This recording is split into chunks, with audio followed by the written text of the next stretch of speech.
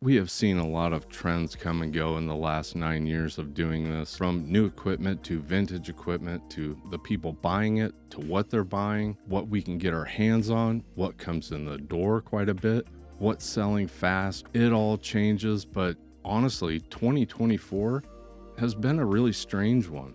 There's been a lot of shifts in what items are in demand. We're even seeing some of the bigger players in the new hi-fi world, like the buyout of Macintosh by Bose. It just seems like the entire hi-fi world is a little bit uneasy right now. I thought I'd share what we've kind of experienced here, my thoughts on what's happening, what we're seeing. It's just something I've been thinking about as we're kind of wrapping the year up, and I thought it'd be fun to talk about. So here we go. Let's talk about it. Is the hi-fi world falling apart, or is it just another phase?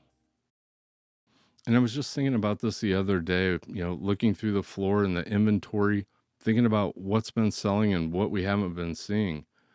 And, the big one, the first one that jumped out at me was we're not getting monster receivers, the 100 watt per channel and bigger receivers from the 70s. They are not coming in.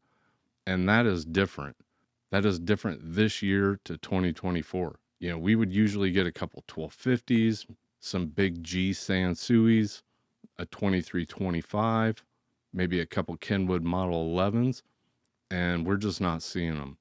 The Harman Kardons have dropped off too. I think we've had a 430 and a 730 twin all year.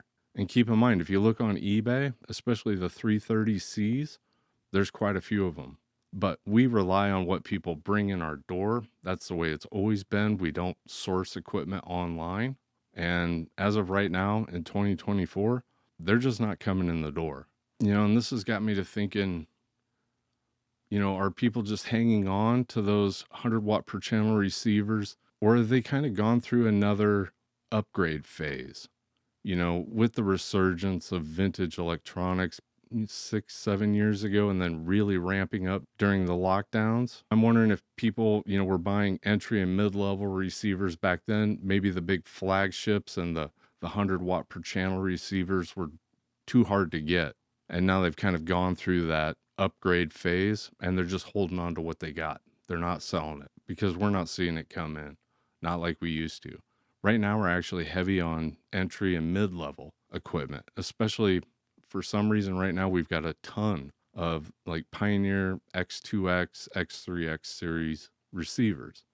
And 2 years ago, I couldn't keep them in. And that kind of ebbs and flows. It always has, but this is definitely more substantial. And my fear with that is really that means that we're not getting newcomers. This video is brought to you by skylabsaudio.com. We've got t-shirts, stickers, slip mats, equipment from Cambridge Audio, Advanced Paris. It's a great way to support the channel, and I really appreciate everybody that's purchased something from Skylabs Audio. Thanks. Usually the newcomers aren't buying the flagship pieces, the expensive 100 watt per channel plus amplifiers and receivers. They're usually going for the entry level to mid level. And that seems to be the stuff that's sitting around quite a bit longer. And I also think this is a problem for the entire hi-fi industry, whether it's new or vintage used. I don't think the 20 to 35, 40-year-olds are coming in like they used to, especially during the lockdowns. That seems to be the peak of when that age group was coming in. And we're not seeing them as much. And that's definitely scary. And our YouTube demographic really backs this up. The majority of you viewers out there are 50 and over, and even more so, 60 and over. Now, what'll be interesting is we get a lot of parents buying, a turntable and a powered speaker for their kids, for their 16 to 21-year-olds. What'll be interesting is if they decide to upgrade at some point and actually, get a bigger system. And I also think with the trend of buying online, this isn't a good product for online purchasing. The stereo stores are going away. More people are buying from the big box online retailers. And while that probably works good for buying headphones or a powered speaker, something that you could easily send back if it's not the right fit for you. I think to a younger person, the idea of having two big speakers sent in, a receiver and a turntable, and having to ship that back if it's not the right fit for them is pretty inconvenient. And it's also got that intimidation factor for those that are just trying to experience something, not knowing if they'd even like it. I definitely think this is a problem for the entire hi-fi industry. I think as a whole, we need to figure out how to reach that age group, how to get them in front of a true two-channel stereo system, and so they can experience it and see if they would like it. So for anybody out there that can support their local stereo shop, you need to do that if you can. I get it. There's a lot of manufacturers out there that are going to the direct to consumer model. But I do think if this industry is going to continue to grow, we need to get the newcomers into the seat, into the sweet spot, and show them what a good, true two-channel system can do. This coffee tastes terrible. This is what's this called? Oh, donut shop coffee from Sam's Club. It uh, I'm not even gonna drink this. This is horrible. If this didn't have caffeine in it, nobody would drink this. There's absolutely no way. I'm done with that. Another big shift in 2024 has been the demand for streamers. It does seem like a lot of you out there that have been dragging your feet, not sure if you were ready to jump on the streaming bandwagon, finally just said, I'm going in. We hear that around the shop almost all the time. We're selling a lot of the Cambridge streamers, and we're getting a lot of questions about streaming in general. And that's a good thing. I definitely think it is. I think a lot of people in this hobby that are age 50 and older are kind of the archivists. They're the ones that are taking CDs and ripping them to hard drives. I think we're the last of the physical generation where we're used to things being tangible and owning them. And that just doesn't seem to be the same for the 50 and younger, where everything became digitized and you could put your entire music library on an iPod.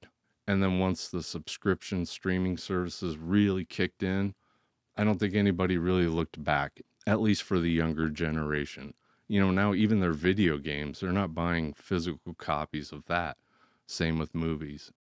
We're definitely seeing that 50 and older group jumping into streaming, really seeing what it's all about and how good it's become. And I definitely think that's a good thing.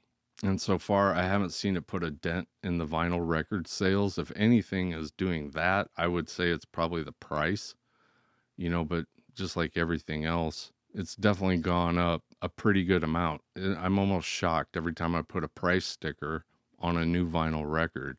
But then again, I'm shocked when I go to the grocery store too. So, and I hate to say this for the diehard vintage community, myself included, it's been my livelihood for the last 9, 10 years. I'm starting to see people kind of shift out of vintage. I think it is getting harder for people to find repair technicians. I don't know if that phase of collecting is wearing off. The prices definitely don't reflect that yet. But I've had several people come in and say, I've done the vintage thing, love it. I don't want to get rid of it, but I'm ready to try a brand new piece again.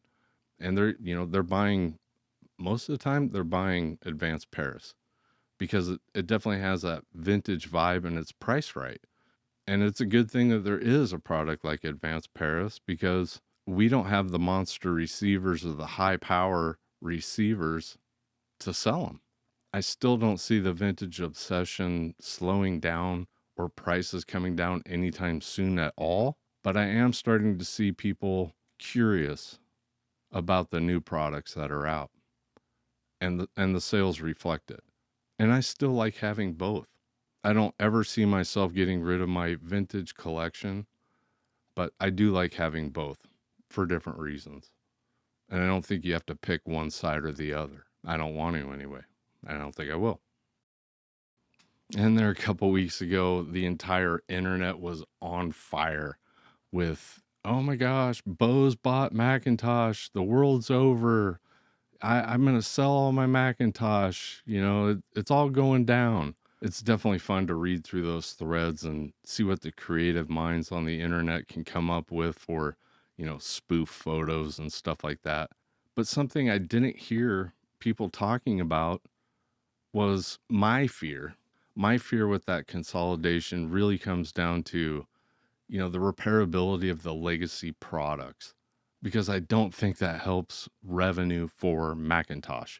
I don't see the customer support or the manufacturing of those face plates and knobs and those things that help us restore the vintage Macintosh pieces. I don't see that being lucrative.